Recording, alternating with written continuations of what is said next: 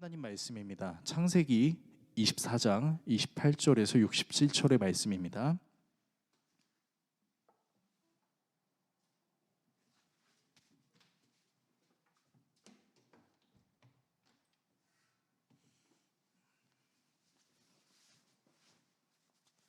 창세기 24장 28절에서 67절 말씀, 성경책으로는 구약 성경 31페이지 정도에 있습니다.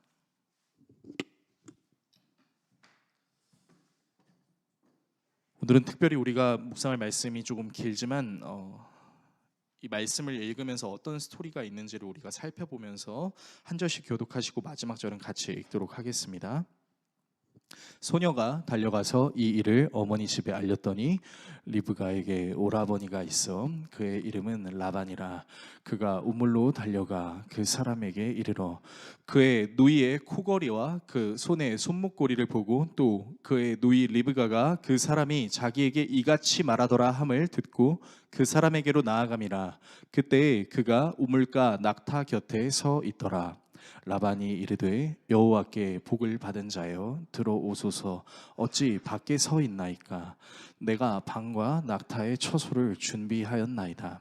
그 사람이 그 집으로 들어가매 라반이 낙타의 짐을 부리고 집과 사료를 낙타에게 주고 그 사람의 발과 그의 동행자들의 발 씻을 물을 주고 그 앞에 음식을 베푸니 그 사람이 이르되 내가 내 일을 진술하기 전에는 먹지 아니하겠나이다. 라반이 이르되 말하소서. 그가 이르되 나는 아브라함의 종이니이다. 여호와께서 나의 주인에게 크게 복을 주시어 창성하게 하시되 소와 양과 은금과 종들과 낙타와 나귀를 그에게 주셨고 나의 주인의 아내 사라가 노년에 나의 주인에게 아들을 낳음에 주인이 그의 모든 소유를 그 아들에게 주었나이다. 나의 주인이 나에게 맹세하게 하여 이르되 너는 내 아들을 위하여 내가 사는 땅 가나안 족속의 딸들 중에서 아내를 택하지 말고 내 아버지의 집 내 족속에게로 가서 내 아들을 위하여 아내를 택하라 하시기로 내가 내 주인에게 여쭈되 혹 여자가 나를 따르지 아니하면 어찌하리이까 한즉 주인이 내게 이르되 내가 섬기는 여호와께서 그의 사자를 너와 함께 보내어 내게 평탄한 길을 주시리니 너는 내 족속 중 내 아버지 집에서 내 아들을 위하여 아내를 택할 것이니라. 내가 내 족속에게 이를 때에는 내가 내 맹세와 상관이 없으리라. 만일 그들이 내게 주지 아니할지라도 내가 내 맹세와 상관이 없으리라 하시기로 내가 오늘 우물에 이르러 말하기를 내 주인 아브라함의 하나님 여호와여 만일 내가 행하는 길에 형통함을 주실진대 내가 이 우물 곁에 서 있다가 젊은 여자가 물을 기르러 오거든 내가 그에게 청하기를 너는 물동이의 물을 내게 조금 마시게 하라 하여 그의 대답이 당신은 마시라 내가 또 당신의 낙타를 위하여 또 기르리라 하면 그 여자는 여호와께서 내 주인의 아들을 위하여 정하여 주신 자가 되리이다 하며 내가 마음속으로 말하기를 마치기도 전에 리브가가 물동이를 어깨에 메고 나와서 우물로 내려와 깃기로 내가 그에게 이르기를 청하건대 내게 마시게 하라 한즉 그가 급히 물동이를 어깨에서 내리며 이르되 마시라 내가 당신의 낙타에게도 마시게 하리라 하기로 내가 마심에 그가 또 낙타에게도 마시게 한지라. 내가 그에게 묻기를 내가 네 딸이냐 한즉 이르되 밀가가 나홀에게서 낳은 부두엘의 딸이라 하기로 내가 코걸이를 그 코에 꿰고 손목고리를 그 손에 끼우고 내 주인 아브라함의 하나님 여호와께서 나를 바른 길로 인도하사 나의 주인의 동생의 딸을 그의 아들을 위하여 택하게 하셨으므로 내가 머리를 숙여 그에게 경배하고 찬송하였나이다. 이제 당신들이 인자함과 진실함으로 내 주인을 대접하려거든 내게 알게 해주시고 그렇지 아니할지라도 내게 알게 해주셔서 내가 우로든지 좌로든지 행하게 하소서. 라반과 부두엘이 대답하여 이르되 이 일이 여호와께로 말미암았으니 우리는 가부를 말할 수 없노라. 리브가가 당신 앞에 있으니 데리고 가서 여호와의 명령대로 그를 당신의 주인의 아들의 아내가 되게 하라.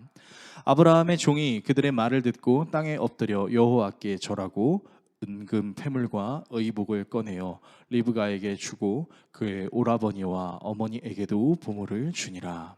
이에 그들 중 곧 종과 동행자들이 먹고 마시고 유숙하고 아침에 일어나서 그가 이르되 나를 보내어 내 주인에게로 돌아가게 하소서. 리브가의 오라버니와 그의 어머니가 이르되 이 아이로 하여금 며칠 또는 열흘을 우리와 함께 머물게 하라. 그 후에 그가 갈 것이니라. 그 사람이 그들에게 이르되 나를 만류하지 마소서. 여호와께서 내게 형통한 길을 주셨으니 나를 보내어 내 주인에게로 돌아가게 하소서. 그들이 이르되 우리가 소녀를 불러 그에게 물으리라 하고 리브가를 불러 그에게 이르되 내가 이 사람과 함께 가려느냐. 그가 대답하되 가겠나이다.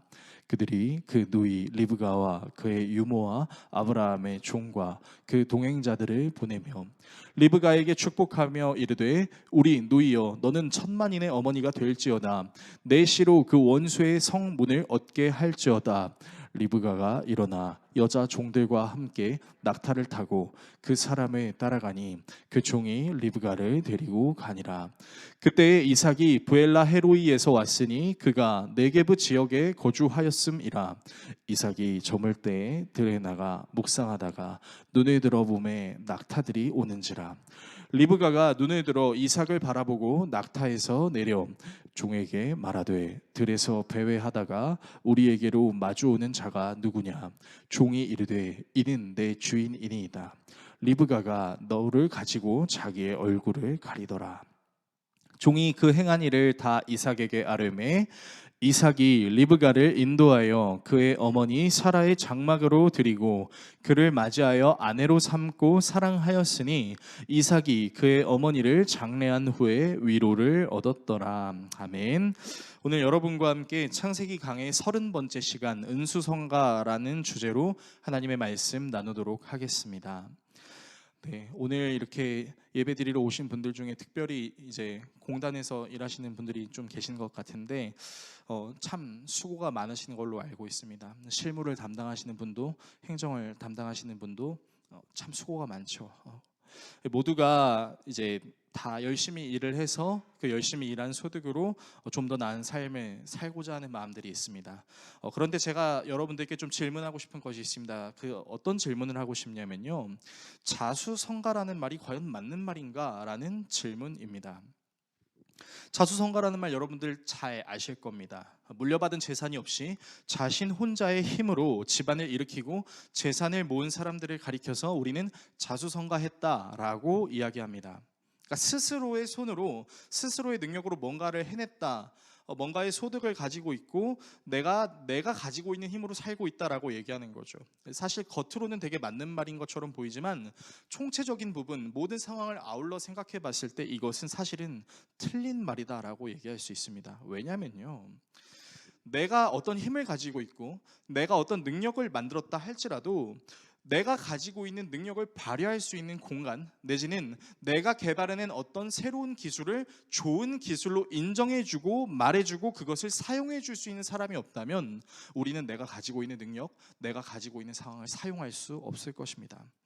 나의 생각을 받아주고 그 생각을 현실로 구현해주고 그것을 의미 있게 해주는 사람 내지는 환경이라는 것이 존재할 때 우리는 빛이 나게 되는 것이죠. 신앙생활도 마찬가지입니다. 개개인이 나는 하나님을 잘 믿어요, 나는 하나님을 신뢰해요 라고 살아가는 사람들이 있다 할지라도요, 그 신앙이 정말 바른 신앙인지 권면해주고 또 그 신앙을 본받을 수 있는 사람, 또 함께 기도하고 함께 격려하는 사람이 있을 때 하나님께서는 그런 공동체의 모습으로 하나님께서 기뻐하실 만한 하나님의 나라를 이루어갈 수 있도록 함께 해주시는 거죠. 그래서 하나님을 믿는 사람이나 하나님을 믿지 않는 사람이나 공통점은 우리는 스스로 생존할 수 없고 우리는 더불어 함께 살기 때문에 사실은 자수성가라는 말을 쓰기보다는 은혜로, 그러니까 내가 가지고 있는 것을 주신 분도 계시고 내가 가지고 있는 것을 발휘할 수 있게 해주신 상황과 환경과 때도 있다는 것을 기억함으로 감사함으로 서로를 격려하며 축복할 줄 알아야 한다는 겁니다. 저와 여러분이 함께 서로 격려하며 독려하며 기도해 주므로 이 세상 속에서 빛과 소금으로 나아갈 수 있는 공동체가 되시기를 주님의 이름으로 축복합니다. 오늘 말씀은 아브라함이 이제 이삭의 며느리를 찾는, 그러니까 지난주 수요일에 나눴던 그 내용의 연장선상에 있습니다. 내용을 잠시 요약하자면 아브라함의 종의 기도대로 정말 리브가라는 여자가 나와서 자신에게 물을 떠주고 또 종이 데리고 왔던 그 낙타 10필에게도 물을 줍니다. 그래서 그 리브가에게 코걸이와 귀걸이 등을 주고 리브가가 자신의 집에 가서 내가 이런 일을 겪었습니다 라고 이야기하니까 이제 라반, 오빠와 어머니가 나오는 것이죠. 그래서 아브라함의 종 그리고 그와 함께한 사람들을 대접해주고 또 그 대접하는 자리에서 리브가를 제 주인의 며느리로 데리고 가겠습니다 하는 장면을 다루고 있습니다. 그리고 그 내용을 들은 리브가의 가족들은 리브가를 그 종에게 보내줘서 이삭의 며느리로 리브가가 오게 되는 스토리를 다루고 있어요. 저는 오늘 이 내용을 통해서 여러분들과 세 가지 내용을 좀 나누려고 합니다. 첫 번째는 외부의 존중, 두 번째는 내부의 존중, 세 번째는 신의 존중입니다. 외부의 존중, 내부의 존중, 신의 존중, 이 세 가지 내용을 나누고 함께 기도하도록 하겠습니다. 자, 첫 번째 내용은 외부의 존중입니다.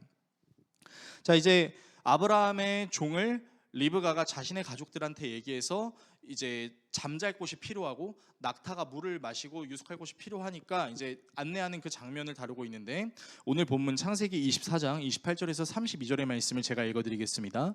소녀가 달려가서 어머니 집 식구들에게 이 일을 알렸다. 리브가에게는 라반이라고 하는 오라버니가 있는데 그가 우물가에 있는 그 노인에게 급히 달려왔다.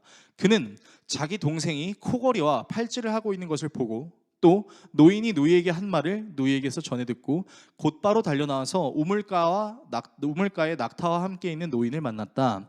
라반이 그에게 말하였다. 어서 들어가시지요. 할아버지는 주님께서 주시는 복을 받으신 분이십니다. 어찌하여 여기 바깥에 서 계십니까? 방이 준비되어 있고 낙타를 둘 곳도 마련되어 있습니다. 노인은 그 집으로 들어갔다. 라반은 낙타의 집을 부리고 낙타에게 겨와 여물을 주고 노인과 그의 동행자들에게 발 씻을 물을 주었다. 자, 그러니까 말씀해 보시면은 이제 리브가의 오빠인 라반이 밖으로 나와서 리브가에게 코걸이와 팔찌를 준 아브라함의 종을 이제 대접하는 장면을 다루고 있어요. 자, 근데 이 대접하는 장면을 다루기 전에 우리가 좀 살펴봐야 되는 것이 빨간 글씨로 보이는 그 내용에 자기 동생이 코걸이와 팔찌를 하고 있는 것을 봤대요. 그리고 노인이 누이에게 한 말을 누이에게서 전해 들었다는 겁니다. 그러니까 지금 리브가가 어떻게 아브라함의 종을 만나게 됐고 그 종이랑 무슨 얘기를 나눴는지를 다 들었다라는 것이죠. 그러니까 보통 사람이 아니다라는 것을 생각하고 이 아브라함의 종과 동행자들을 이제 접대하려고 하는 겁니다. 그래서 이 아브라함의 종과 그 동행자들을 집으로 데리고 와서 식사 대접을 하려고 하는데 아브라함의 종이 이렇게 말해요. 창세기 24장 33절의 말씀인데 제가 읽어드리겠습니다. 그런 다음에 노인에게 밥상을 차려드렸다. 그런데 노인이 말하였다. 제가 드려야 할 말씀을 드리기 전에는 밥상을 받을 수 없습니다. 라반이 대답하였다. 말씀하시지요. 자, 보통 손님이 와서 그 손님한테 이제 밥상을 차려드리면 우리가 상식적으로 먼저 할 수 있는 말이 뭐냐면 저에게 이렇게 좋은 밥상을 차려주셔서 감사합니다. 감사히 누리겠습니다 하고 먹으면서 내가 누군지 그리고 어떻게 오게 됐는지 그리고 이곳에서 내가 누리고 싶은 것이 무엇인지를 얘기를 하는 게 인지상정이죠. 근데 지금 이 아브라함의 종이 어떻게 하고 있냐면 잠깐만, 이 밥을 먹기 전에 제가 해야 할 말이 있습니다 라고 얘기를 하는 거예요. 그러면 이 아브라함의 종은 라반이라는 사람을 처음 봤음에도 불구하고 그가 어떻게 조금은 예의가 되지 않을 수 있는 모습으로 이 아브라함의 종을 이 라반을 대할 수 있었던 것일까요? 그것은요, 이 아브라함의 종이 라반이 하는 말을 통해서 한 가지 깨달은 게 있었어요. 그게 무엇이냐면 이 라반이라는 사람이 내가 믿고 있는 그 하나님에 대한 존경과 경외를 갖고 있구나라는 인식 때문입니다. 그러니까 우리가 아까 읽었던 말씀에 라반이 이 아브라함의 종을 뭐라고 지칭하냐면 할아버지는 주님께서 주시는 복을 받는 사람입니다. 자, 빨간 글씨 아래 보이시죠? 그러니까 처음 만나서 하는 인사가 뭐냐면 주님께서 주시는 복을 받는 사람입니다 라고 얘기를 하는 거죠. 그렇다는 건 이 아브라함의 종의 머리에 이 라반이라는 사람도 하나님에 대한 인식이 있는 사람이구나라고 생각을 한 거죠. 그래서 조금은 무례할 수 있는 것처럼 보이지만 단도직입적으로 자기의 의도를 먼저 말하려고 하는 것이죠. 그리고 말하고 나서 더 좋은 교제의 자리를 마련할 수 있겠다라고 생각을 한 거예요. 자, 그래서 아브라함의 종이 이제 라반에게 이야기를 하기 시작하는 거죠. 그 내용이 이제 우리가 읽었던 내용에 있는데, 뭐 내용을 요약하자면 그런 거죠. 내가 내 주인인 아브라함이 며느리감을 찾고 있었다. 근데 그 며느리감을 가나안 땅에서 찾으려고 하는 것이 아니라 내가 있었던 곳, 그리고 나와 같은 종족에게서 구하고 싶다. 그리고 주님의 천사가 너를 지켜줄 테니까 그 먼 길을 네가 갔으면 좋겠다. 그렇게 주인의 말을 들어서 600km나 떨어진 곳을 걸어가면서 600km가 떨어진 곳에 도달한 다음에는, 하나님, 제가 기도하겠습니다. 지금 제가 목이 마른데 저를 위해서 물을 따르러 와주는 사람, 그리고 저한테만 물을 주는 것이 아니라 제가 데리고 있는 이 낙타 열필에게도 물을 주는 여자가 있다면 그 여자가 바로 하나님께서 우리에게 주고자 하시는 제 주인의 며느리감이라고 저는 생각하겠습니다 라고 기도했던, 그리고 그 기도가 끝나기도 전에 리브가가 나와서 종에게 물을 주고 종이 데리고 온 낙타 열필에게도 물을 주는 장면, 그 내용을 똑같이 얘기해요. 그 내용 때문에 오늘 본문이 좀 길었던 건데, 자, 이 내용을 들으면 좀 신기하잖아요. 아니, 저 먼 곳 600km나 떨어진 곳에 있는 사람이 기도를 했는데 정말 그 기도대로 우리가 살고 있는 이 현장에 이 일이 일어났구나 라고 생각을 할 수 있는 것이죠. 그래서 이 아브라함의 종의 말에 리브가 가족들이 이렇게 대답합니다. 창세기 24장 48절에서 50절인데 우리 화면을 통해서 같이 읽겠습니다. 일이 이쯤 된 것을 보고 저는 머리를 숙여서 주님께 경배하고 제 주인 아브라함을 보살펴 주신 주 하나님을 찬양하였습니다. 주님은 저를 바른 길로 인도하셔서 주인 동생의 딸을 주인 아들의 신부감으로 만날 수 있게 하여 주셨습니다. 이제 어른들께서 저의 주인에게 인자하심과 진실하심을 보여주시려거든 저에게 그렇게 하겠다고 말씀을 해주시고 그렇게 하지 못하시겠거든 못하겠다고 말씀을 해주시기 바랍니다. 다음입니다. 그렇게 하셔야 저도 어떻게 결정을 내려야 할지를 생각해 볼 수 있을 것입니다. 라반과 부두엘이 대답하였다. 이 일은 주님이 하시는 일입니다. 우리로서는 좋다거나 나쁘다거나 말할 수가 없습니다. 여기에 리브가가 있으니 데리고 가서 주님이 지시하신 대로 주인 아들의 아내로 삼으십시오. 자, 말씀해 보세요. 그러니까 말씀을 보면은 지금 이 아브라함의 종이 제가 기도했던 제 주인의 며느리감이 바로 당신 가족의 딸인 리브가인 것 같습니다. 그래서 주셔야만 합니다 라고 얘기할 법도 한데 굉장히 예의 있게 얘기해요. 어떻게 얘기합니까? 저에게 그렇게 하겠다고 말씀을 해주시거나 그렇게 하지 못할 경우에는 못하겠다고 말씀을 해주세요. 그래야 제가 좌로나 우로나 갈 수 있을 것입니다 라고 상대방의 입장을 고려하면서 얘기하는 것이죠. 그런데 너무나 놀라운 사실은요, 이 얘기를 들었던 리브가의 가족들이 뭐라고 하냐면요, 이렇게 얘기하는 거예요. 다시 한번 말씀을 보여주세요. 이 일은 주님이 하시는 일입니다. 우리로서는 좋다거나 나쁘다 말할 수가 없다 라고 얘기를 하는 거예요. 그러니까 쉽게 얘기하면 이거예요. 주님의 일이네요. 당연히 그렇게 하셔야죠 라고 되게 신기하면서도 말도 안 되는 것 같은 상황이 일어나는 것이죠. 여러분, 이 일이 불과 하루도 안 되는 시간 만에 일어난 겁니다. 자, 그렇다면 하루도 안 되는 시간에 이 일이 일어날 수 있었던 이유가 뭘까요? 아브라함의 종이 굉장히 카리스마 있게 그 리브가의 가족들에게 말했기 때문일까요? 아니면 라반과 부두엘이 아브라함의 종이 가지고 있던 그 큰 재산들을 보고 우리 여동생이 내 딸이 저 아브라함의 종에게로 가면은 호강할 수 있겠구나 라고 생각해서 보낸 것일까요? 그 이유가 어떤 것인지는 우리가 정확하게 알 수 없지만 분명한 것은요, 오빠였던 라반과 아빠였던 부두엘 그리고 아브라함의 종의 생각이 일치했다라는 겁니다. 어떤 일치요? 아브라함의 종도 하나님께서 나를 이곳으로 보내셨고 하나님께서 그 기도대로 응답해 주셨기 때문에 이 상황은 하나님께서 내게 만들어 주신 겁니다 라고 생각하는 것과, 라반과 부두엘 또한 뭐라고 얘기하냐면 이 일은 하나님께서 하시는 일입니다 라고 얘기를 하는 거죠. 그러니까 서로 간의 생각이 일치하면서 서로 간에 굉장히 예의 있게 이야기하면서도 서로가 바라고 원하던 그것이 하나님께서 바라고 원하던 것과 동일하게 됐다라는 얘기입니다. 그러니까 이 본문을 통해서 우리가 알 수 있는 건 무엇이냐면, 우리가 하나님의 일을 생각할 때 하나님께서 우리를 통해서 행하시는 하나님의 일이라는 것은 우리 스스로에게만 그 일을 하라고 하는 것이 아니라 나와 같은 생각을 가지고 있고 나와 같은 믿음을 가지고 있는 다른 사람을 붙여주셔서 하나님의 일을 하게 하신다라는 것이죠.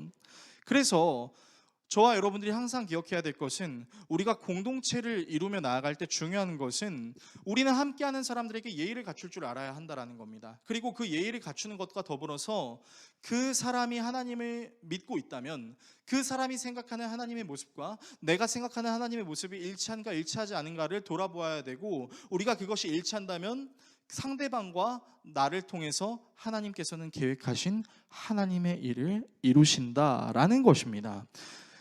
잠시 제 얘기를 좀 해드리고 싶은데, 저는 이제 제 아내를 만나기 전까지 몇 번의 연애를 한 적이 있었습니다. 몇 번인지는 구체적으로 말하진 않도록 하겠습니다. 별로 덕이 안 되니까요. 자, 근데 제가 제 아내를 만나기 전까지 저는 어떤 자매님들이랑 연애를 했었냐면 교회 안 다니는 자매들이랑 연애했어요. 참 신기한 게, 제가 신학대학교를, 그래서 신학을 전공하고 신학대학원을 나왔음에도 불구하고 제가 제 아내를 만나기 전까지 저는 어떤 자매님들을 만났냐면 세상을 사랑하는 자매님들을 많이 만났습니다. 그래서 세상을 사랑하는 자매님들과 이제 기독교인으로서 좀 조심해야 되는 그런 행동들을 아주 즐겁게 했었어요. 신학을 배우면서도 제가 그런 탕자와 같은 일들을 저질렀는데, 제가 그렇게 여러 자매님들을 만나고 헤어지게 되면서 이제 생각했던 고민이 뭐였냐면, 정말 하나님이 나에게 하나님의 일을 할 수 있는 자매님을 붙여주실까라는 의문이 든 적이 있었어요. 일단 제가 교회에서 아무리 씻고 찾아봐도 제 마음에 드는 자매님들은 하나도 보이지 않았고, 오히려 세상에서 교회를 딱히 다니지 않더라도 자기 일 잘하는 그런 자매들이 제 눈에 더 잘 들어왔기 때문이죠.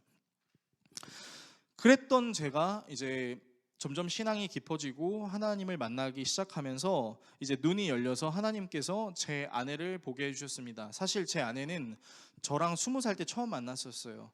그런데 제가 속해 있던 그 교회 공동체가 규모가 좀 컸었어가지고 서로 이름만 아는 사이였어요. 딱히 관심은 없었습니다. 물론 제 아내도 저에게 관심이 없었을 겁니다. 그런데 이제 3년이라는 시간이 흐르고 제가 군대에도 갔다 오고 나서 다시 아내를 보고 아내랑 같은 공동체가 되고 아내랑 같이 선교를 가게 되면서 참 괜찮은 자매인 것 같다라는 생각이 들어서, 당시 아내가 사귀면 안 되는 리더의 그 규칙을 지켰어야 함에도 불구하고 열심히 꼬셔서 리더도 하면서 그 규칙도 어떻게든 지킬 수 있도록 이렇게 노력을 했었어요. 그래서 이제 제 아내를 만나게 됐죠. 그리고 저는 굉장히 웃긴 게, 제가 제 아내를 처음 만났을 때가 24살이었는데 제 아내를 만나서 가장 먼저 했던 작업이 뭐냐면, 한 달 뒤에 여자친구의 부모님께 인사를 드리러 가는 거였습니다. 그때 제가 어떤 복장으로 가냐면 올블랙 정장에 은색 넥타이를 메고 이제 여자친구의 아버지 어머니를 흡족하게 해드리기 위해서 케이크와 선물을 들고 갔어요. 그래서 30일 만에 여자친구 집에 방문해서 아버님 어머님 안녕하십니까, 미애랑 교제하는 정재성이라고 합니다 하고 바로 이렇게 말씀드렸어요. 무릎을 꿇는 액션을 취하면서 저는 이 친구랑 연애하려고 만나는 게 아니라 결혼을 전제로 만나고 있습니다라고 이제 오버를 좀 했죠. 이제 지금도 장인 장모님이 그때를 생각하면 되게 웃으세요. 그래서 그때 어떤 느낌이셨어요? 라고 물어보니까 참 되게 재밌는 친구네 라고 생각을 하셨다고 해요. 어쨌든 그렇게 인사를 하고 이제 24살이라는 어린 나이에 아내랑 항상 미래에 대해서 얘기를 했었어요. 근데 제가 그동안 사귀었던 여자친구들에게는 들을 수 없었던, 저에게 정말 용기가 되고 힘이 되는 말이 있었는데, 그게 뭐였냐면요, 나는 사실 사모가 되고 싶은 마음이 있었어 라고 얘기하는 거예요.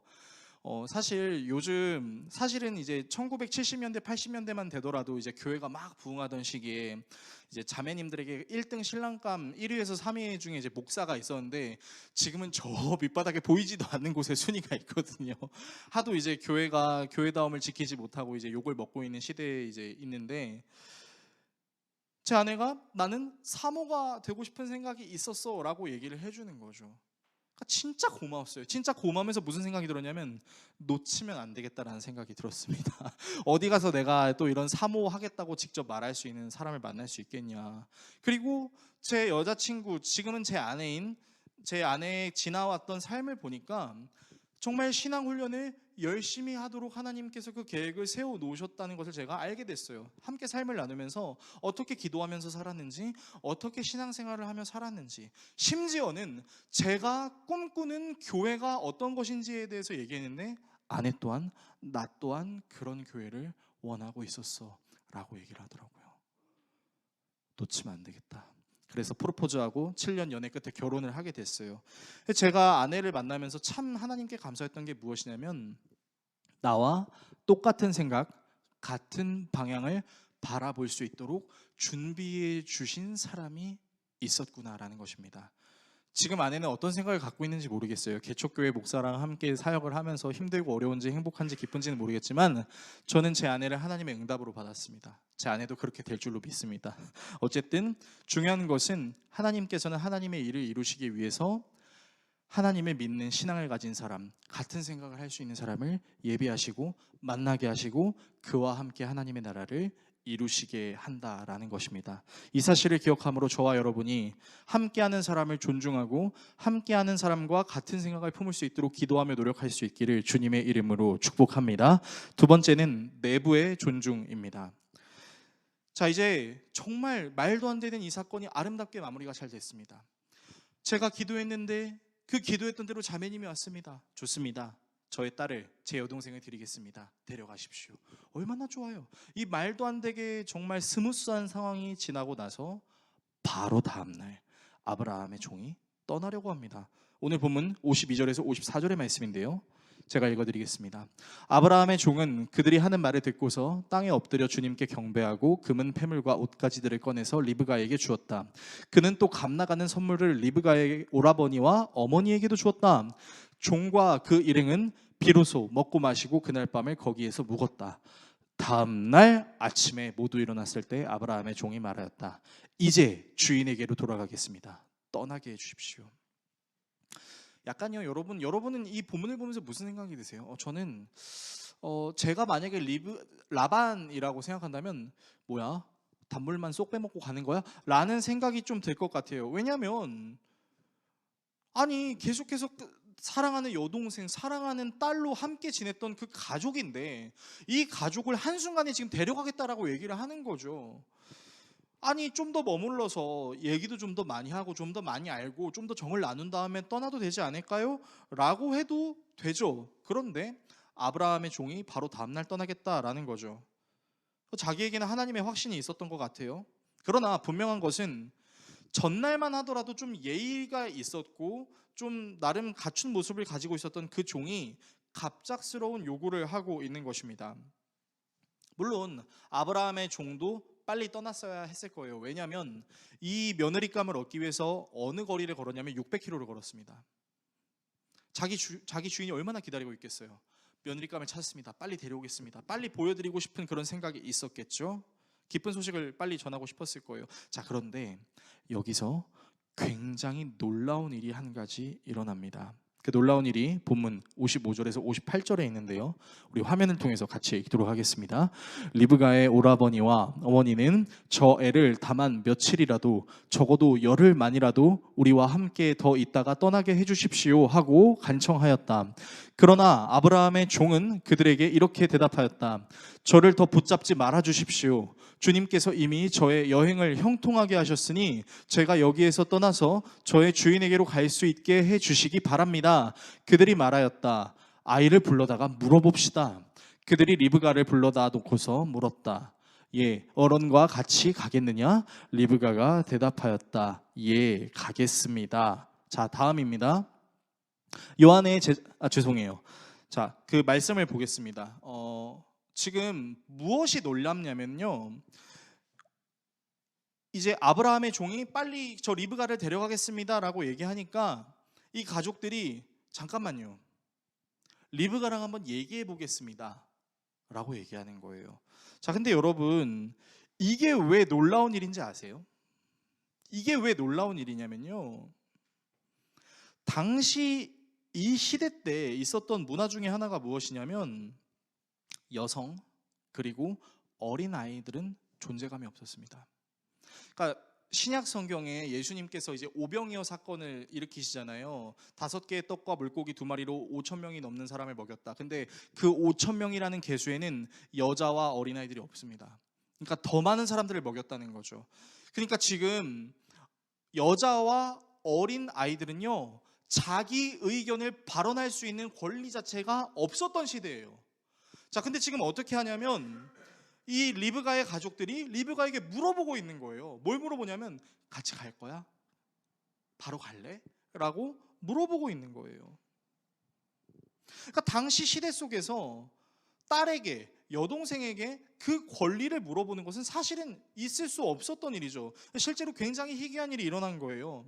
하나님이 행하시는 일의 이 전면을 바라보면은 우리가 뭘 느낄 수 있냐면 하나님을 믿는 믿음 안에서 서로를 존귀하게 여기고 서로의 의견을 묻고 그 사람이 자발적으로 행동할 수 있도록 돕는 인격적인 모습이 하나님을 믿는 사람들에게 나타날 수 있다라는 것이죠. 당시에 자녀, 아내 다 가장의 권리를 위해 존재하던 사람들이었습니다. 그런데 우리가 읽은 이 본문에서는 그 고대 근동 사회에서도 자녀와 남편, 아내는 내 욕망을 채워주는 도구로 생각하는 것이 아니라 함께 하나님의 나라를 이뤄가는 공동체의 일원으로 생각하는 차원으로 너의 생각은 어때? 라고 묻는 거죠.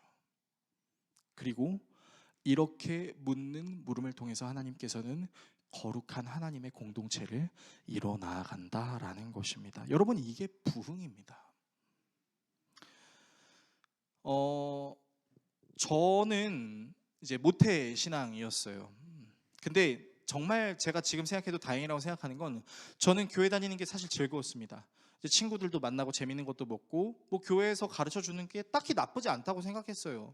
그래서 저는 수련회도 가는 걸 좋아했고 거기서 이제 소통하는 것도 되게 좋아했었어요. 그런데 제 동생은 안 좋아했어요.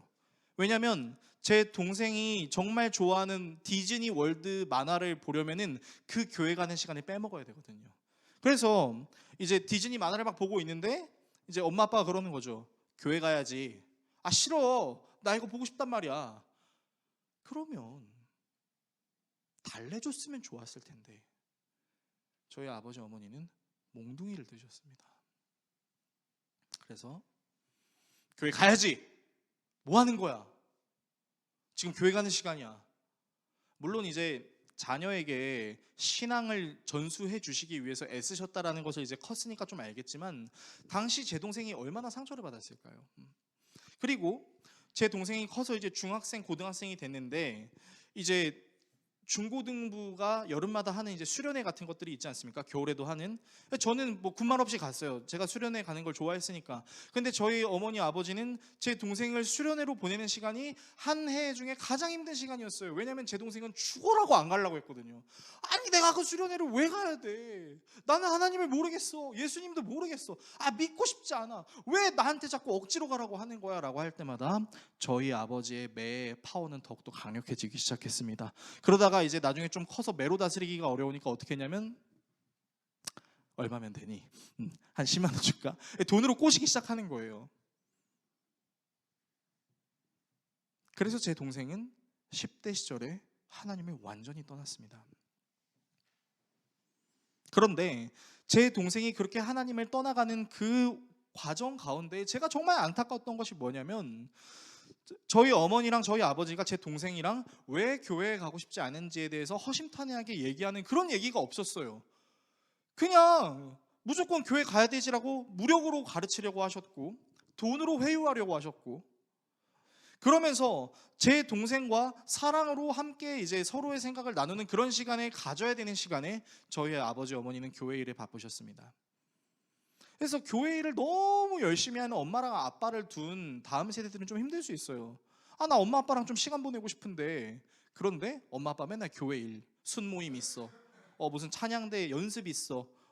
그 목사님이랑 또 전도사님, 강도사님, 뭐 장로님, 권사님들이랑 뭐 사역 준비해야 돼. 뭐 가족들이랑 시간 보내는 게 없어. 그래놓고 그냥 식탁 위에다가 돈 얼마 올려놓고 엄마 교회 때문에 바빠 써놓고 그냥 가는 거죠. 정말 다행인 것은 나중에 저희 어머니께서 깨달으셨어요.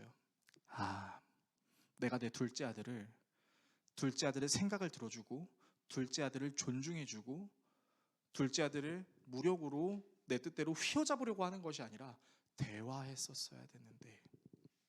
그래서 너무 놀라운 모습을 제가 봤어요. 어떤 모습을 봤냐면 저희 어머니께서 제 남동생 앞에 무릎을 꿇으셨습니다. 무릎을 꿇고 울면서 얘기하셨어요. 제 동생 이름이 재국인데, 재국아 미안하다. 엄마가 강요해서 미안하다. 엄마가 수년 동안 너한테 잘못한 것 같아. 나를 용서해줘. 네가 하나님을 잘 믿을 수 있는 상황과 환경이 생길 수 있도록 엄마가 기도할게. 저는 어머니의 그 모습을 보면서 하나님께서 우리의 가정을 회복시켜 주시고 계시는구나라는 확신이 들었습니다. 그래서 저도 그런 어머니의 모습을 보면서 나도 내 자식에게는 신앙을 강요하는 것이 아니라 그 자녀를 인격적으로 대우하고 그 자녀가 무엇을 원하고 무엇을 바라는지를 들어주고 그것을 해줄 수 있다면 해주되 그것을 해줄 수 없다면 그것을 해줄 수 있는 계획과 시간은 마련을 해야겠구나라는 생각이 들었던 거죠. 그래서 교회에 억지로 데려다 놨다고 교회 사람 한 명 더 늘어났다고 부흥이 되는 것이 아니라 그 어린 다음 세대에게 부모의 사랑과 인격과 존중, 그리고 부모와 자녀 관계뿐만 아니라 상사와 하사의 관계에서도, 교회에서 공동체의 관계에서도, 리더가 동역자들을 도울 때도 우리는 강요해야 되는 것이 아니라 우리가 왜 그렇게 해야 되는지에 대한 분명한 이유를 알려주고 그 이유를 납득할 수 있게 도와줘야 되고, 납득하지 못한다면 납득할 수 있도록 기다려줘야 되는 것. 그래서 그 사람이 납득하여 하나님의 복음을 받아들이고 하나님을 위하여 사역하고 싶은 사람으로 세워져 나가는 것을 지켜보고 격려하는 것. 여러분, 이것이 하나님께서 우리에게 요구하시는 부흥입니다. 그래서 여러분, 진짜 부흥은요, 가정이 바뀌어야 됩니다. 교회의 어떤 교육 시스템, 교회의 어떤 재미있는 걸로 아이들에게 즐거움을 선사할 수는 있겠지만 그 아이가 진짜 복음을 받아들이기 위해서 가장 중요한 것은 그 가정에 있는 부모가 얼마나 그 자녀를 인격적으로 대우하고 인격적으로 복음을 증거하려고 했는지, 그것이 상당히 중요하다라는 것이죠. 혹시 여러분 가운데 믿지 않는 가족들이 있습니까? 혹은 전도하고 싶은데 믿지 않는 친구들이 있습니까? 여러분, 그 사람들을 우리는 사랑해야 합니다. 사랑해야 하고 인격으로 존중하고 그 사람이 받아들일 수 있을 때까지 기다려야 합니다. 이것이 내부의 존중입니다. 저와 여러분들이 올바른 내부의 존중을 통해 가정의 부흥과 함께하는 사람들의 부흥을 맛볼 수 있기를 예수 그리스도의 이름으로 축원합니다. 마지막, 신의 존중입니다. 여러분께 질문하고 싶습니다. 왜 예수님께서는 굳이 인간의 모습을 입으셔서 이 땅에 내려오신 것일까요? 여러분, 생각해 보세요. 하나님이라는 존재가 하나님의 나라를 이루겠대요. 하나님은 전지하고 전능하고 영원하고 무호하고 어느 곳에나 계신대요. 그럼 완벽하신 분이 그냥 자기 생각대로 그냥 이 나라를 주무르면 되는 거 아니겠습니까? 근데 굳이 왜 인간의 모습을 입은 자기 아들을 이 땅에 보내신 것일까요?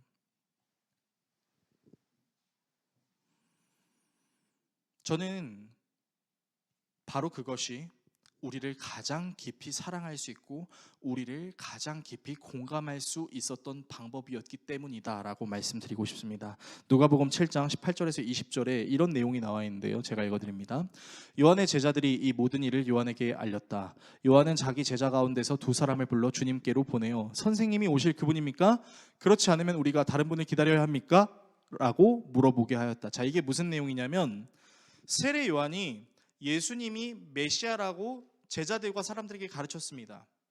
그런데 세례 요한의 제자들에게는 한 가지 생각이 있었어요. 어떤 생각이 있었냐면, 메시아라는 존재는 우리를 압제하는 그 로마를 멋지게 물리치고 승승장구하는 군사적인 메시아로 올 것이다라는 생각이 있었어요. 자, 그런데 예수님이 그런 군사적인 모습으로 오셨나요? 그렇지 않으셨죠. 어떻게 오셨습니까? 예수님은요, 가난한 사람, 세리, 창녀, 죄인, 사람들이 손가락질하는 그 사람들에게로 갔습니다. 그래서 그 사람들이랑 먹고 마시고 그 사람들의 불편함을 들어주고 그 사람들을 위하여 기도해주고 그 사람들을 회복시켜 준 거예요. 그러니까 세례 요한의 제자들이 좀 의문스러운 거죠. 뭐지? 우리가 기다렸던 메시아는 이런 메시아가 아닌데, 당장 로마를 물리쳐주고 다윗과 솔로몬의 시대처럼 웅장했던 그 이스라엘의 모습으로 회복시켜줄 그 메시아를 기다렸는데 뭐 하는 거야? 뭐지? 진짜 메시아 맞아? 라고 생각해서 이렇게 질문하는 거죠. 선생님이 오실 그분이에요? 정말로? 우리가 다른 분을 기다려야 되는 건 아니에요? 하고 이제 물어본 거죠. 세례 요한에게도 궁금증이 있었던 것 같아요. 다음입니다.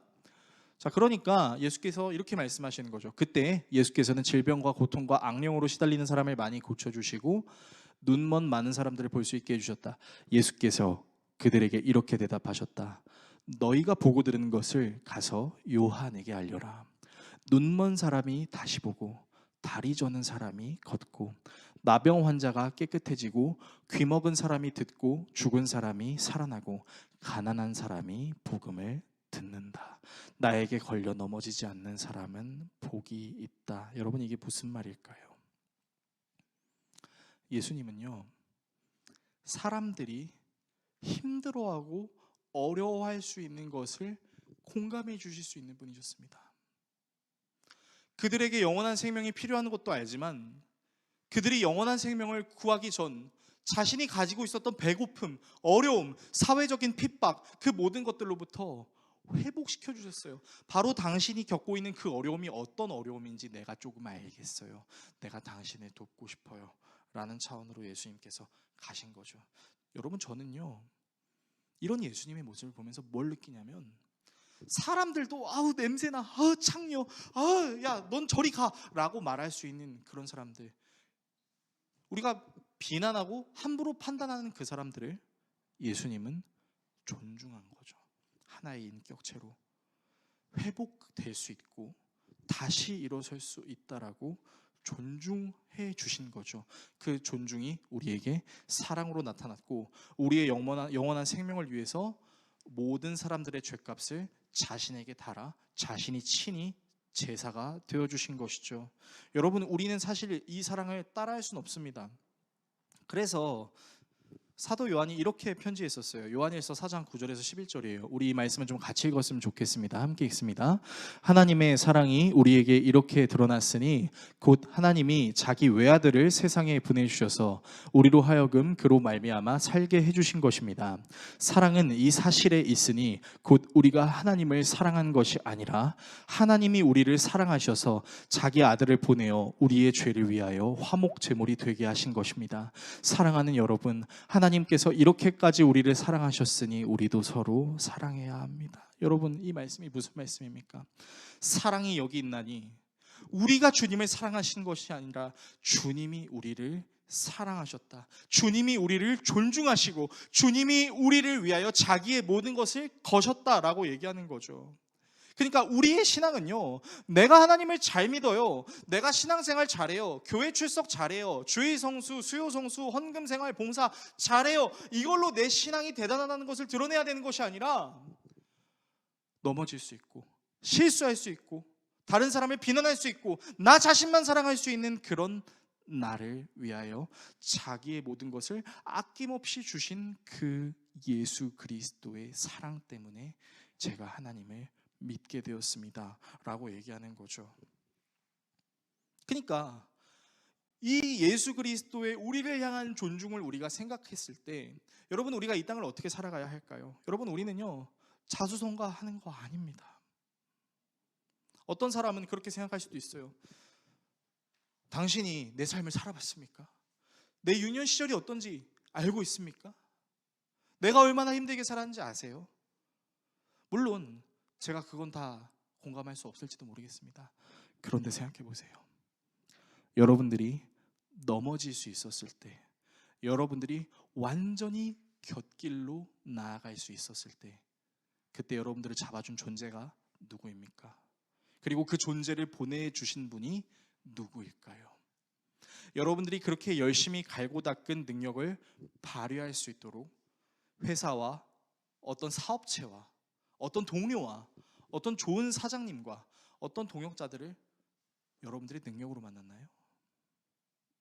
우리는 돌이켜보면 자수성가가 한 것이 아니라 은혜로 은혜에 힘입어 그 은혜에 힘입은 손으로 내게 주어진 모든 상황과 환경에서 주님이 예비하신 장소와 사람을 통해서 협력해서 함께해서 오늘 이 자리까지 올 수 있게 됐다라는 것입니다.